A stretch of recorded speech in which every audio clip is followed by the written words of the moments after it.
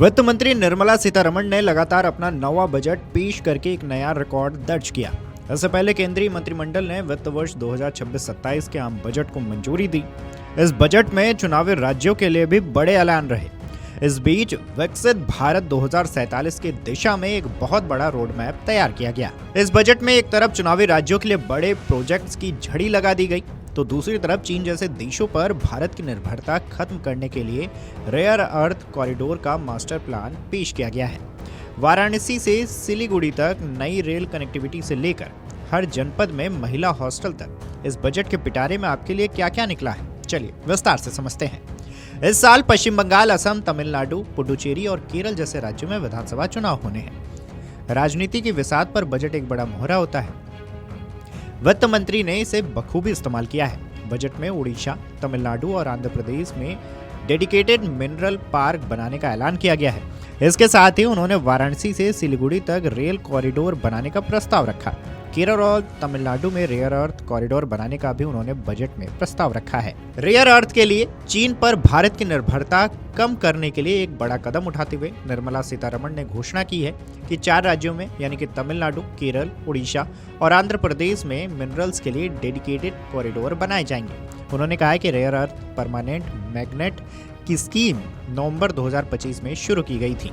उन्होंने इसके आगे कहा है कि अब हम उड़ीसा, केरल, आंध्र प्रदेश और तमिलनाडु जैसे मिनरल से भरपूर राज्यों को माइनिंग, प्रोसेसिंग और रिसर्च और मैन्युफैक्चरिंग को बढ़ावा देने के लिए डेडिकेट रेयर अर्थ कॉरिडोर बनाने में मदद करने का प्रस्ताव रखेंगे। सबसे बड़ी बात यह है कि चीन को चुनौती देना। स्मार्टफोन से लेकर इलेक्ट्रॉनिक्स गाड़ियों तक हर जगह इस्तेमाल होने वाले रेयर अर्थ मिनरल्स के लिए अब तक हम चीन के भरोसे थे, लेकिन अब सरकार ने तमिलनाडु, केरल और इन राज्यों में रेयर अर्थ कॉरिडोर बनाने का प्रस्ताव जो रखा है, यहाँ न केवल माइनिंग होगी बल्कि प्रोसेसिंग, रिसर्च और मैन्युफैक्चरिंग को भी बढ़ावा दिया जाएगा।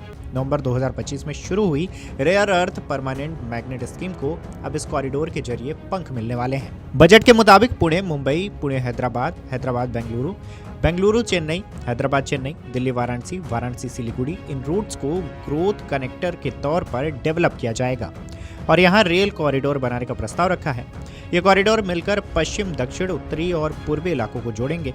इंडस्ट्रियल हब, टेक्नोलॉजी सेंटर, तीर्थ शहरों को और उभरती शहरी क्लस्टर को और तेज किया जाएगा, ज्यादा इंटीग्रेटेड नेटवर्क में लाया जाएगा। इसके साथ ही वित्त मंत्री ने घोषणा की है कि दुर्गापुर को नॉर्थ ईस्ट इंडस्ट्रियल कॉरिडोर से जोड़ा जाएगा। वित्त मंत्री ने कहा है कि सरकार प्रोफेशनल इंस्टीट्यूट को short term modular course design करने में मदद करने का भी प्रस्ताव रखेगी।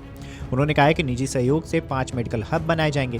भारत में 3 नए all India institute for Ayurveda बनाया जाएगा। मेडिकल टूरिज्म के लिए इंफ्रास्ट्रक्चर बनाया जाएगा। उन्होंने कहा है कि पूर्वी भारत में all India institute for designing बनाया जाएगा। हायर एजुकेशन में महिलाओं की भागीदारी को और बढ़ाने का भी लक्ष्य रखा गया है। बहरहाल, आपको इस बजट की सबसे अच्छी बात क्या लगी? क्या आपको लगता है कि ये नए रेल कॉरिडोर आपके शहर की सूरत बदल देंगे? हमें कमेंट करके जरूर बताइएगा।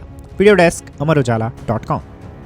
अगर आप ये वीडियो YouTube पर देख रहे हैं तो हमारे चैनल को सब्सक्राइब कर बेल आइकन दबाएं और Facebook पर देख रहे हैं तो हमारे पेज को लाइक करें।